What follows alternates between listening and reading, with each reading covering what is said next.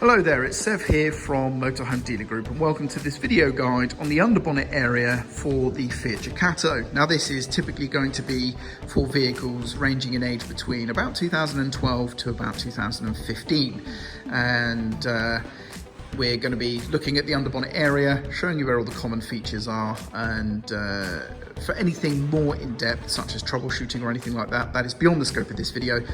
Please refer to your instruction manuals or seek the help of a technical professional if you are experiencing issues or anything like that. This is just a quick start guide on how to find your way around the engine area of this generation of Fiat Ducato. So let's get started.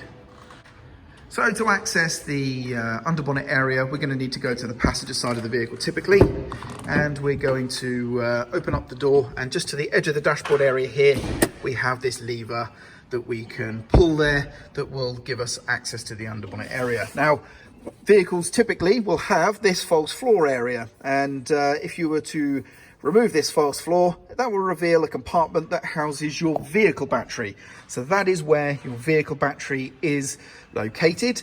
It's not going to be in the engine compartment that we'll see in a minute. Also, if you're looking for the vehicle toolkit, it's often underneath the passenger seat, okay, and you would just pull this grille forward and unclip it to gain access. But as you can see, this vehicle has something else installed here instead, and your vehicle may be similar, in which it may have a battery under here or an electrical management unit like this, so your toolkit may be somewhere different, but as standard they're normally fitted underneath the passenger seat. Also, for your information, if you're unsure, the fuel filler for the vehicle is just here behind the passenger door, like so, and you use the vehicle ignition key to gain access to that. So with the bonnet unlocked, I'm going to come to the front of the vehicle here and reach in at the front for a yellow catch like this that we will operate, and that will release the bonnet fully, which we can then lift up. We're then going to need to take this bar that's clipped here and lock it into the retainer that you see just there. So I'm going to try and do that while holding the bonnet up with the other arm. So as you can see, hopefully if I bring it a bit closer, there we go. If I move the bonnet lining out the way, you can see me line the bar up with the large hole there.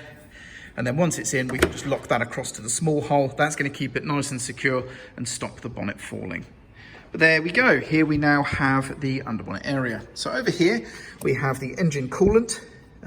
In this container, we have the power steering fluid, and then we have the brake fluid. You can easily tell these apart because you have a steering wheel on the power steering fluid and a brake disc on the lid of the brake fluid. Tucked in the corner here is the screen wash filler, so you'll most likely need a funnel or a little extension pipe and funnel to fill that without it getting everywhere. This particular vehicle has the filler for the oil just here. On many vehicles, it's also in the top just here. It depends on your particular engine setup. And then down here, we have the oil dipstick. Again, on some engines, it's also in this general area, but it may be a little bit more central. It just depends on the particular engine you actually have mounted in here, but that's where you'll find them. Over this side of the engine compartment area, we have the air filter housing just here, and the fuse and relay box is located just here. Now there is, if I lift up this tab, a metal tab just here, as you can see, and this is the positive battery terminal extension. So of course, with the vehicle battery being underneath the cab floor, if we did need to connect an electrical device or charger or something similar, we would use this as the positive battery terminal, and then we would use this as the negative right here. It just saves you having to get into the cab floor to do simple things like that. And that is pretty much it for the underbonnet area. It's very simple to find your way around. So now we're going to close the bonnet down. So what we're going to do is we're just going to move this bar out of the small hole. I'm trying to do this while keeping it in film. There we go. So that's across now to the big hole, and I should just be able to simply lift the bonnet off of there, pull the bar back down and clip it home. Like so. There we go. I tried to keep that in frame there, nice and easy.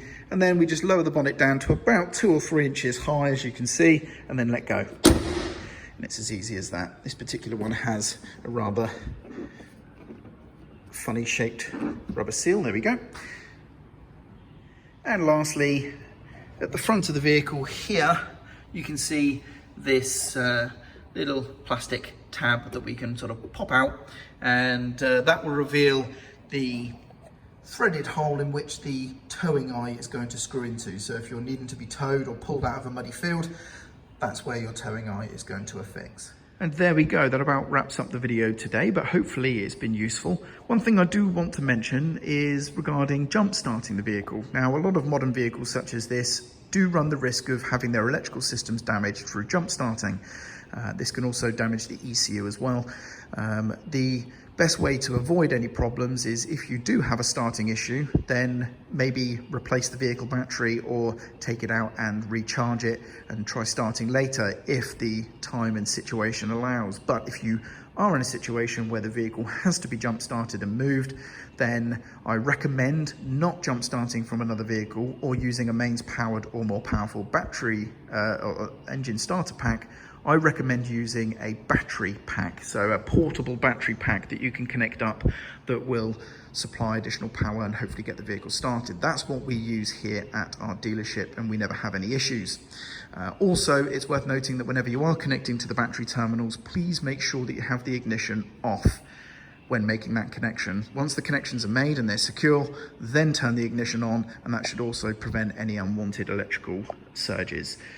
Just a word of advice to help avoid any electrical damage, which can be costly if that does occur. Otherwise, that's the end of the video guide today for the Fiat Ducato underbonnet area for vehicles somewhere between 2012 to 2015. Hopefully this video has been useful for you. I'm Sev, and thank you very much for watching.